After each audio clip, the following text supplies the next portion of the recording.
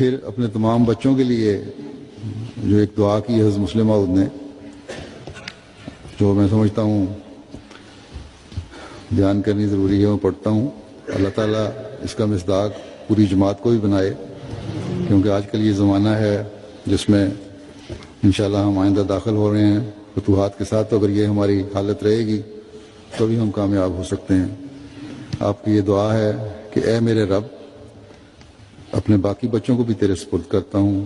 یہ دنیا کے کتے نہ ہوں، یہ تیری جنت کے پرند ہوں، یہ دین کے ستون ہوں، اور بیت اللہ کے محافظ، آسمان کے ستارے جو تاریکی میں گمراہوں کی رہنما ہوتے ہیں، گمراہوں کے رہنما ہوتے ہیں، چمکنے والا سورج جو تاریکی کو پھاڑ کر محنت، ترقی اور کسب کے لیے راستہ کھول دیتا ہے، سوتوں کو جگاتا اور بچھڑوں کو ملاتا ہے۔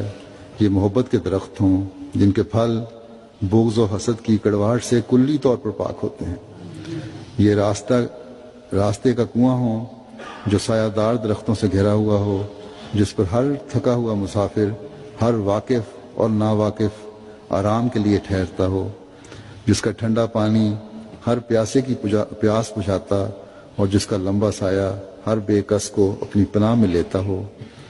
یہ ظالموں کو ظلم سے روکنے والے، مظلوموں کے دوست، خود موت قبول کر کے دنیا کو زندہ کرنے والے، خود تکلیف اٹھا کر لوگوں کو آرام دینے والے ہوں۔ وہ وسیع الحوصلہ، کریم الاخلاق اور طویل الایادی ہوں، جن کا دسترخوان کسی کے لیے ممنوع نہ ہو۔ وہ سابق بالخیرات ہوں، ان کا ہاتھ نہ گردن سے بندھا ہوا ہو، نہ اس قدر کھلا کہ ندامت و شرمندگی اس کے نتیجہ میں پیدا ہو۔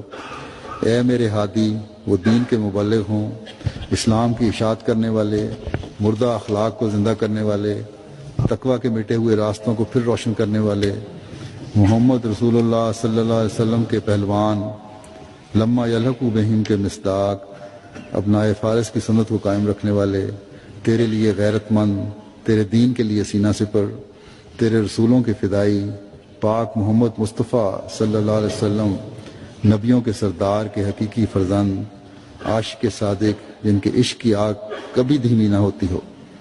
اے میرے مالک، وہ تیرے غلام ہوں، ہاں صرف تیرے غلام، دنیا کے بادشاہوں کے سامنے ان کی گردنیں نیچی نہ ہوں، لیکن تیرے دربار میں وہ سب سے زیادہ منکسر المزاج ہوں۔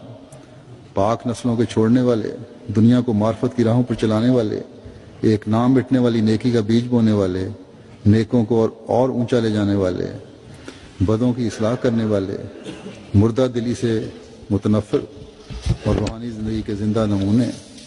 اے میرے حی و قیوم خدا، وہ اور ان کی اولادیں اور ان کی اولادیں اب تک دنیا میں تیری امانت ہوں، جس میں شیطان خیانت نہ کر سکے۔ وہ تیرا مال ہوں جسے کوئی چرا نہ سکے۔ وہ تیرے دین کی عمارت کے لیے کونے کا پتھر ہوں جسے کوئی معمار رد نہ کر سکے۔ وہ تیری کھچی ہوئی تلواروں میں سے ایک تلوار ہوں جو ہر شر کو جڑ سے کاٹنے والی ہو۔ وہ تیرے عفو کا ہاتھ ہوں جو گناہ گاروں کو معاف کرنے کے لیے بڑھایا جائے۔ وہ زیتون کی شاخ ہوں جو طوفان کے ختم ہونے کی بشارت دیتی ہے۔ ہاں اے حی و قیوم خدا، وہ تیرا بگل ہوں جو تو اپنے بندوں کو جمع کرنے کے لیے بجاتا ہے، غرضی کہ وہ تیرے ہوں اور تو ان کا ہو، یہاں تک کہ ان میں سے ہر ایک اس وعدت کو دیکھ کر کہہ اٹھے کہ من تو شدم تو من شدی، من تن شدم تو جان شدی، تاکس میں وہ وعدزی من دیگرم تو دیگری۔ آمین ثم آمین وبرحمتک استغیث یا رب العالمین۔ یہ وہ دعا ہے، اللہ کرے یہ